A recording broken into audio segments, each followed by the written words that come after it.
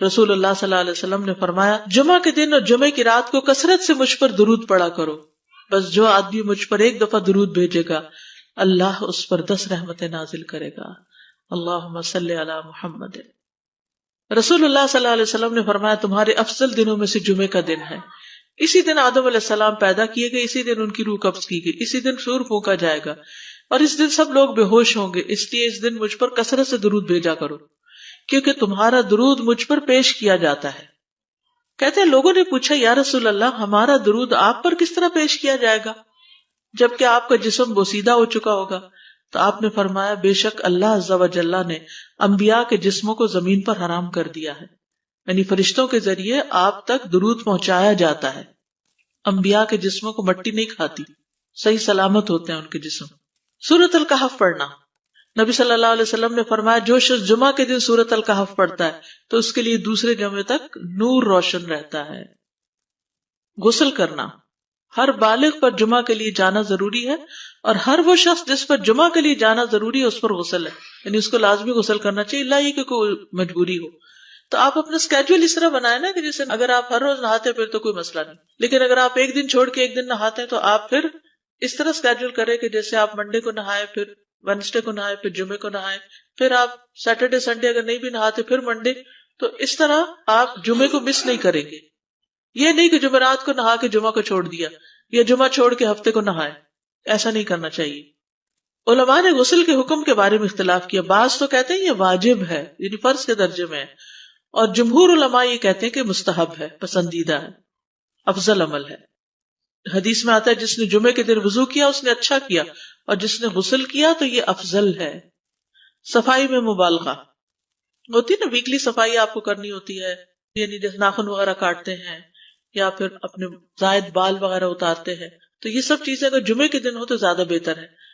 نبی صلی اللہ علیہ وسلم نے فرمایا جو شخص جمعے کے دن اچھی طرح غسل کرے، اچھی طرح سنوار کر وضو کرے، اپنے بہترین لباس میں سے پہنے، یعنی جمعے کے دن باقی دنوں کی نسبت اچھا لباس پہنے، اللہ نے اس کی قسمت میں گھر والوں کی جو خوشبو لکھی ہو وہ لگا لے، یعنی گھر میں جو بھی خوشبو ہے، پھر جمعہ پڑھنے آئے تو لغو کام نہ کرے، 2 آدمیوں کے درمیان جدائی نہ کرے، یعنی 2 لوگ بیٹھے ان کے بیچ میں گھس کے بیٹھ جائے۔ اس جمعے اور دوسرے جمعے کے درمیان کے پورے ہفتے کے گناہ معاف کر دیے جاتے ہیں۔ پھر مسواک کرنا، جمعے کی سنتیں بتاتے ہوئے آپ نے فرمایا اور تم پر مسواک کرنا لازم ہے۔ اچھا لباس پہننا، نبی صلی اللہ علیہ وسلم نے فرمایا اگر ممکن ہو تو جمعہ کے لیے اپنے کام کاج کے کپڑوں کے علاوہ 2 کپڑے اور بنا رکھنے میں کیا حرج ہے، اسپیشل ڈریس رکھے جو جمعے کو ہی پہن لے۔ خوشبو لگانا، یعنی خوشبو لگائے، حدیث میں آتا ہے چاہے وہ عورت کی خوشبو سے ہو، یعنی آپ کی اپنی نہیں، بیوی کی خوشبو پڑی ہو وہی لگا لو، لیکن لگاؤ۔ تیل لگانا، جو شخص جمعہ کے دن غسل کرے اور جس قدر ممکن ہو پاکیزگی حاصل کرے اور اپنے تیل میں سے تیل لگائے یا اپنے گھر کی خوشبو میں سے خوشبو لگائے، پھر نکلے کہ 2 آدمیوں کے درمیان تفریق نہ کرے، جتنی مقدرہ نماز پڑھ لے اور جب امام بات کرے تو خاموش رہے، اس جمعے سے لے کر دوسرے جمعے تک اس کے گناہ بخش دیے جاتے ہیں۔ جمعہ کا وقت، سورج ڈھلتے ہی جمعہ پڑھنا، سورج ڈھلتے ہی جمعہ پڑھنا، اول وقت جمعہ پڑھنا، بہت لیٹ نہیں کرنا چاہیے۔ ایاس بن سلمہ بن اکوع اپنے والد سے روایت کرتے ہیں، انہوں نے کہا کہ ہم رسول اللہ صلی اللہ علیہ وسلم کے ساتھ جمعے کی نماز پڑھ کر واپس لوٹتے تھے تو دیواروں کا سایہ اتنا نہیں ہوتا تھا کہ ان سے اپنے آپ کو سایہ مہیا کیا جا سکے، یعنی ابھی سورج بہت تھوڑا ڈھلا ہوتا تھا۔ ہاں، گرمی کی شدت میں تاخیر کی اجازت ہے۔ مسجد میں داخلہ، مسجد کی طرف جلدی نکلنا، تحیت المسجد ادا کرنا۔ عمرو بن دینار کہتے ہیں انہوں نے جابر رضی اللہ عنہ کو کہتے ہوئے سنا کہ ایک شخص جمعہ کے دن مسجد میں داخل ہوا اس حال میں کہ نبی صلی اللہ علیہ وسلم خطبہ دے رہے تھے، تو آپ نے فرمایا کیا تم نے نماز پڑھی؟ اس نے کہا نہیں، تو آپ نے فرمایا کھڑے ہو 2 رکعتیں پڑھو۔ اب یہ بڑا اہم مسئلہ ہے، مسجد میں داخل ہو چاہے خطبہ ہو رہا ہو 2 رکعت پڑھے بغیر نہ بیٹھو، ٹھیک ہے؟ اور یہ کیا ہے؟ دراصل تحیت المسجد، یہ جمعے کی سنتیں نہیں ہیں، یہ کیا ہے؟ تحیت المسجد ہے، اور مختصر پڑھی جائیں، یعنی امام جب خطبہ دے رہا ہو تو چاہیے کہ 2 رکعتیں پڑھے اور دونوں میں اختصار کرے۔ نماز سے قبل ہلکا بنانے کی ممانعت، مثلا آپ جلدی چلے گئے تو یہ نہیں کہ ایک گروپ بنا کے آپس میں گپ شپ شروع کر دیں، نہیں، سیدھے ہی لائنوں میں بیٹھیے۔ انتظار کا وقت کیسے گزاریں گے؟ نفل پڑھ کے بیٹھ گئے، ذکر اذکار کریں، قبلے کی طرف رخ کر کے لائنوں میں بیٹھیں، حلقہ نہیں بنائیں، بیٹھ کے خرید و فروخت نہیں کریں، تاخیر سے آنے پہ گردنیں پھلانگ کے نہ آگے جائیں۔ رسول اللہ صلی اللہ علیہ وسلم نے فرمایا ٹیک لگا کے مت کھاؤ، یہ عام ایک ادب بتایا، یعنی اس طرح ٹیک لگا کے نہیں کھاؤ، کھانے کے وقت سیدھے ہو جاؤ۔ چھنے ہوئے آٹے کی روٹی نہ کھاؤ، میدا۔ مسجد میں کوئی جگہ مقرر نہ کرو کہ یہ میری جگہ ہے، آپ کیوں آج یہاں کھڑی ہو گئی، کہ تم اسی میں ہی نماز پڑھو۔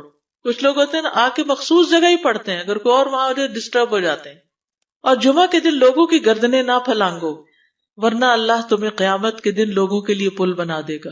کیونکہ بہت اذیت کی بات ہے نا، بیٹھے ہیں لوگ باقاعدہ بعض اوقات کندھوں پہ ہاتھ رکھ کے اس کو تنگ کر اس کو تنگ کر، تو یہ نہیں کرنا چاہیے۔ اگر آپ کو اٹھنا بھی پڑ گیا بیچ میں تو واپسی پہ پیچھے کھڑے ہو جائیے، اگلی لائن مل جائے گی۔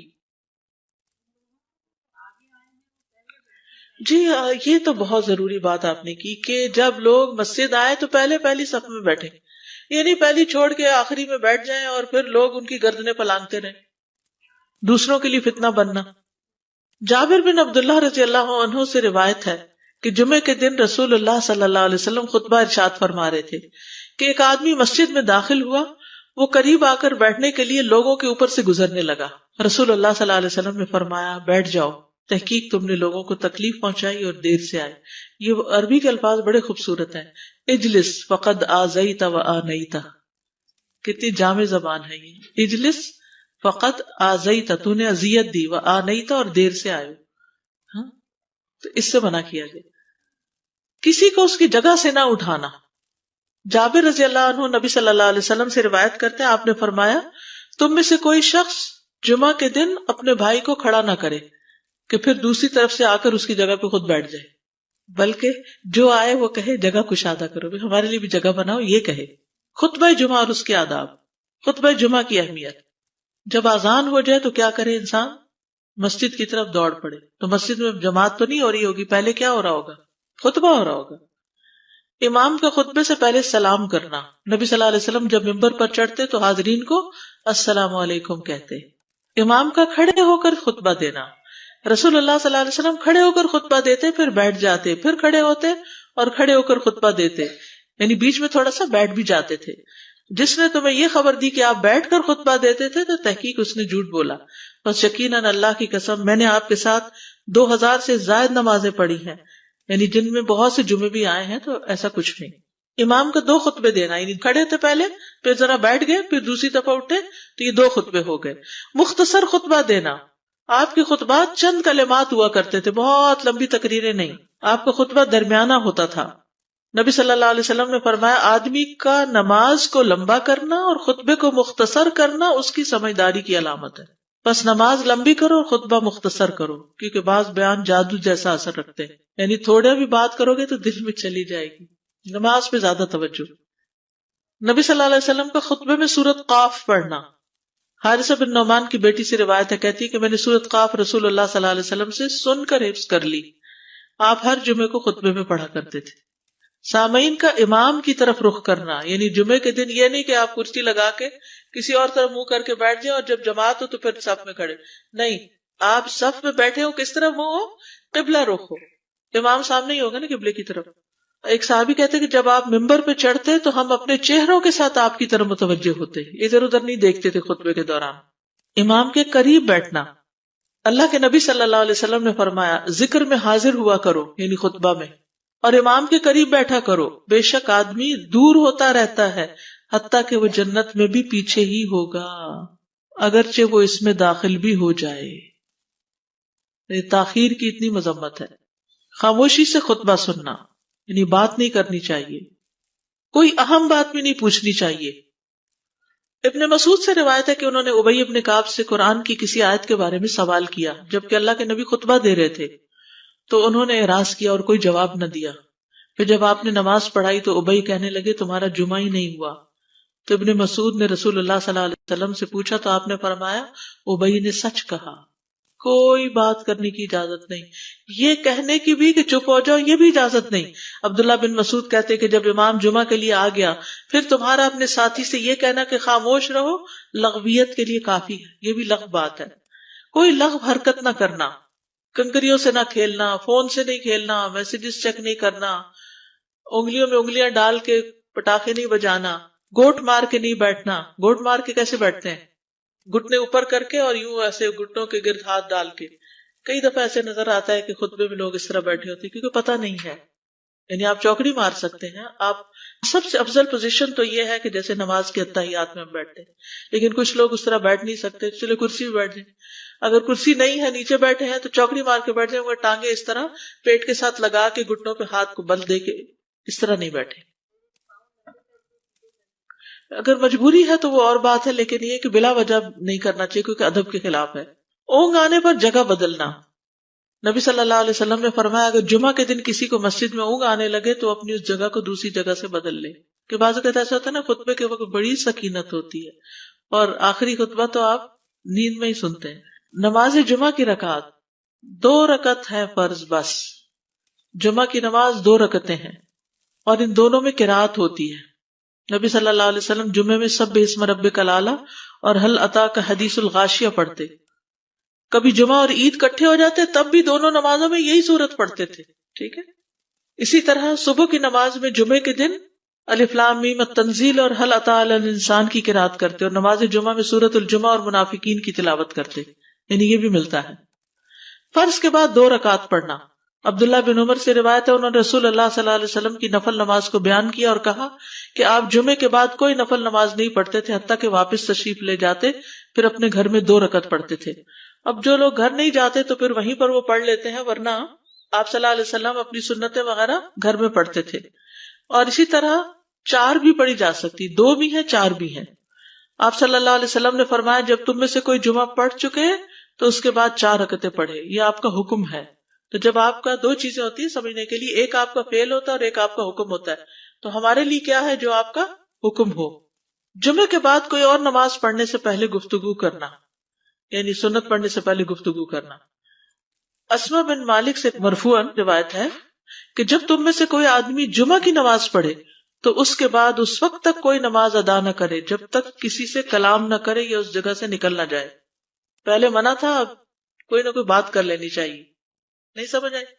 یعنی جمعہ پڑھ لیا آپ نے اور پھر کسی سے آپ سلام دعا کر لیں، اس کے بعد سنت پڑھیں یا نفل جو بھی. ٹھیک ہے. اور گھر جانا ہے تو گھر جا کے پڑھیں، اور اگر گھر نہیں جانا، کام پہ جانا ہے تو ادھر ہی پڑھ کے چلے جائیں. کتنا پیارا ہے ہمارا دین کہ اتنا لمبا بھی چپ کا روزہ نہیں رکھوایا. بالکل. عاصم سے روایت ہے، وہ ابو قلابہ سے نقل کرتے ہیں، میں نے ان کے ساتھ جمعہ کی نماز پڑھی. جب میں نے اپنی نماز پوری کر لی انہوں نے میرے ہاتھ کو پکڑا اور میری جگہ پر کھڑے ہوئے اور مجھے اپنی جگہ پہ کھڑا کیا. وہ جو ہم چینج کرتے ہیں نا جگہ، وہ اس کی بات ہو رہی ہے. یعنی جمعے کے بعد کوئی اور نماز پڑھنے سے پہلے بات بھی کر لینا، جگہ بھی تبدیل کرنا. لیکن اگر کچھ لوگ پہلے سے ہی آپ کی سنتیں شروع کر چکے اور کوئی چینج کرنے والا نہیں تو پھر پڑھ لیجئے. یعنی یہ مستحب اعمال ہے، ان میں ایسا نہیں کہ کوئی گناہ لازم ہو جائے گا، لیکن افضل یہ ہے، افضل سے اجر زیادہ ہو جاتا ہے. جمعہ کے دیگر احکام. 1 رکعت پانے پر بھی جمعہ ادا ہو جاتا ہے. یعنی اگر کسی کو رش مل گیا، پارکنگ نہیں ملی اور 1 رکعت میں بھی پہنچ گیا تو جمعہ ہو گیا. امام سے دعا کا کہنا. انس کہتے ہیں کہ ایک سال نبی صلی اللہ علیہ وسلم کے عہد میں لوگ قحط میں مبتلا ہوئے. جمعہ کے دن میں نبی صلی اللہ علیہ وسلم کے خطبہ پڑھنے کے دوران میں ایک اعرابی کھڑا ہو گیا. کہا یا رسول اللہ، مال تباہ ہو گئے، بچے بھوکے مرنے لگے، اس لیے آپ اللہ سے ہمارے حق میں دعا کیجیے. آپ نے اپنے دونوں ہاتھ اٹھائے. اس وقت آسمان پر بادل کا ایک ٹکڑا بھی نہیں تھا. قسم ہے اس ذات کی جس کے ہاتھ میں میری جان، آپ نے ہاتھ اٹھائے بھی نہیں تھے کہ پہاڑوں کی طرح بادل کے بڑے بڑے ٹکڑے امڑ آئے. یہ معجزہ ہے آپ کا، آپ کی دعا قبول ہو گئی. پھر آپ ممبر سے ابھی اترے نہیں تھے کہ میں نے آپ کی داڑھی پر بارش کے قطروں کو ٹپکتے ہوئے دیکھا. اس دن خوب بارش ہوئی. پھر دوسرے دن، تیسرے، چوتھے، حتیٰ کہ دوسرے جمعے تک سلسلہ جاری رہا. دوسرے جمعے وہی عرابی یا کوئی اور کھڑا ہو گیا اور کہا یا رسول اللہ، چھتیں گر گئی، مال ڈوب گیا، اس لیے آپ ہمارے لیے اللہ سے دعا کیجیے. چنانچہ آپ نے اپنے دونوں ہاتھ اٹھائے اور فرمایا اے میرے اللہ، ہمارے ارد گرد برسا، ہم پر نہ برسا. اور بدلی کے جس طرف اشارہ کرتے وہ بدلی ہٹتی جاتی اور مدینہ ایک حوض کی طرح ہو گیا. وادی کنات 1 مہینے تک بہتا رہا. جو شخص بھی کسی علاقے سے آتا تو اس پر بارش کا حال بیان کرتا، جیسے ہوتا ہے نا کوئی فلڈ آ جائے یا کچھ ہریکین، تو پھر ہر کوئی موضوع گفتگو ہو جاتا ہے. جمعہ کے بعد قیلولہ کرنا. انس کہتے ہیں کہ ہم لوگ جمعہ کے دن سویرے نکلتے اور جمعہ کی نماز کے بعد قیلولہ کرتے تھے. جمعہ کے بعد کھانا کھانا. سہل کہتے ہیں کہ ہم نہ تو قیلولہ کرتے نہ دوپہر کا کھانا کھاتے مگر جمعے کے بعد. لنچ کب ہے؟ جمعے کے بعد. جمعے کو قیام و سیام کے لیے خاص کرنے کی ممانعت ہے، یعنی اس دن کی رات کو شب جمعہ منانا کہ اس رات پوری عبادت کریں گے، یہ سنت سے ثابت نہیں. ٹھیک ہے. اور دن کو روزے کے لیے خاص کرنا یہ بھی سنت سے ثابت نہیں، الا یہ کہ کوئی معمول کا روزہ رکھتا ہے، ایام 20 کا روزہ ہے تو وہ اور بات ہے. ابو ہریرہ سے روایت ہے کہ میں نے رسول اللہ صلی اللہ علیہ وسلم کو فرماتے ہوئے سنا، تم میں سے کوئی شخص جمعہ کے دن روزہ نہ رکھے مگر یہ کہ اس کے ایک دن پہلے یا اس کے بعد کا دن ملا کر روزہ رکھے. جمعہ کے دن خرید و فروخت کی ممانعت ہے. جمعہ کے دن جب نماز کے لیے پکارا جائے تو اس وقت اللہ نے خرید و فروخت سے منع کیا ہے. وَذَرُوا الْبَيْعَ، اس دن کاروبار حرام ہے. اور یہ جمعے کی دوسری اذان کے ساتھ تعلق رکھتا ہے، یعنی صبح صبح کام کر سکتے ہیں لیکن اذان ہوتے ہی چھوڑ دیں، اور جب پھر جمعہ سے فارغ ہو جائے تو دوبارہ دکان پہ جا کے بیٹھ جائیں. جابر بن عبداللہ کہتے ہیں کہ نبی صلی اللہ علیہ وسلم جمعہ کے دن خطبہ ارشاد فرما رہے تھے کہ مدینہ میں ایک تجارتی قافلہ آیا. رسول اللہ صلی اللہ علیہ وسلم کے صحابہ اس کی طرف لپک پڑے اور آپ کے پاس مسجد میں صرف 12 آدمی بچے. تو رسول اللہ صلی اللہ علیہ وسلم نے یہ صورت دیکھ کر فرمایا، اس ذات کی قسم جس کے ہاتھ میں میری جان ہے، اگر تم سارے کے سارے چلے جاتے اور کوئی بھی باقی نہ بچتا تو اس وادی میں آگ بہ پڑتی. یعنی اتنا بڑا جرم ہے یہ. پھر یہ آیت نازل ہوئی، وَإِذَا رَأَوْا تِجَارَةً أَوْ لَهْوًا انفضوا إِلَيْهَا وَتَرَكُوكَ قَائِمًا، جب وہ کوئی سودا بکتا دیکھیں یا کوئی تماشا نظر آ جائے تو اس کی طرف دوڑ جاتے ہیں اور آپ کو کھڑا ہی چھوڑ دیتے ہیں. راوی کہتے ہیں جو 12 آدمی رسول اللہ صلی اللہ علیہ وسلم کے ساتھ رہے ان میں ابو بکر اور عمر رضی اللہ عنہ بھی شامل تھے. جمعے کے دن قبولیت کی گھڑی ہوتی ہے، اس وقت اللہ سے بھلائی مانگنی چاہیے. رسول اللہ صلی اللہ علیہ وسلم نے فرمایا، جمعے کے دن میں ایک گھڑی ایسی ہے کہ کوئی مسلمان اللہ سے کسی خیر کا سوال کرتے ہوئے اس کی موافقت نہیں کرتا مگر اللہ اسے وہی خیر عطا کر دیتا ہے. فرمایا یہ ایک چھوٹی سی گھڑی تھوڑی دیر کے لیے ہوتی ہے اور یہ ہر جمعے کو ہوتی ہے. ٹھیک ہے. اور خصوصاً نماز میں بھی اگر کوئی دعا کر رہا ہوتا ہے نا انسان تو وہ بھی قبول ہو جاتی ہے. نماز میں دعا کہاں ہوتی ہے؟ شروع میں ہوتی ہے، رکوع میں ہوتی ہے، سجدے میں ہوتی ہے، تشہد میں ہوتی ہیں. تو اگر یعنی جمعہ پڑھ رہے ہیں اور بیچ میں دعائیں آ گئی ہیں تو ہو سکتا ہے وہی گھڑی آ گئی ہو اور آپ کی دعا قبول ہو جائے. اور یہ تورات میں بھی اس کا ذکر تھا. ابو ہریرہ رضی اللہ عنہ کہتے ہیں کہ رسول اللہ صلی اللہ علیہ وسلم نے فرمایا، بہترین دن جس میں سورج طلوع ہوتا ہے جمعہ کا دن ہے. اس دن میں ایک گھڑی ایسی ہے کہ نماز کی حالت میں اگر کوئی مسلمان بندہ اللہ عز و جل سے کچھ طلب کرے تو وہ اس کو ضرور دیتا ہے. کعب نے کہا ایسا سال میں ایک مرتبہ ہوتا ہے؟ تو میں نے کہا نہیں بلکہ ہر جمعہ کو ہوتا ہے. کہتے ہیں پھر کعب نے تورات پڑھی تو کہا نبی صلی اللہ علیہ وسلم نے سچ فرمایا. ابو ہریرہ رضی اللہ عنہ کہتے ہیں کہ میں بعد میں عبداللہ بن سلام سے ملا اور ان سے اپنی اور کعب کی مجلس کا بتایا تو عبداللہ بن سلام رضی اللہ عنہ نے کہا میں جانتا ہوں وہ گھڑی کب آتی ہے. ابو ہریرہ نے کہا مجھے بھی بتائیے. انہوں نے کہا وہ جمعہ کے دن میں آخری گھڑی ہے. میں نے کہا یہ جمعے کے دن کی آخری گھڑی کیسے ہو سکتی ہے؟ حالانکہ رسول اللہ صلی اللہ علیہ وسلم نے فرمایا جو مسلمان بندہ اس کو نماز پڑھتے ہوئے پائے. اس وقت میں کوئی نماز نہیں پڑھی جاتی. تو عبداللہ بن سلام نے کہا کیا رسول اللہ صلی اللہ علیہ وسلم نے یہ نہیں فرمایا جو شخص نماز کے انتظار میں بیٹھا رہے وہ گویا نماز ہی کی حالت میں ہے حتیٰ کہ نماز پڑھ لے؟ کہتے ہیں میں نے کہا ہاں. تو انہوں نے کہا بس یہی ہے. یعنی اس وقت کیا کرنا چاہیے؟ آخری گھڑی میں وضو وغیرہ کر کے مغرب کی نماز کے انتظار میں بیٹھ کے دعائیں کریں، اذان ہو تو نماز پڑھ لیں. عصر کے بعد سے مغرب تک کا وقت ہے. انس بن مالک سے روایت ہے کہ نبی صلی اللہ علیہ وسلم نے فرمایا جمعہ کے دن اس گھڑی کو جس میں دعا کی قبولیت کی امید کی جاتی ہے عصر سے لے کر سورج ڈوبنے تک کے درمیان تلاش کرو اور دن کی آخری گھڑی ہے. تو اللہ سبحانہ وتعالی ہمیں اس دن کی برکتوں سے فائدہ اٹھانے کی توفیق عطا فرمائے.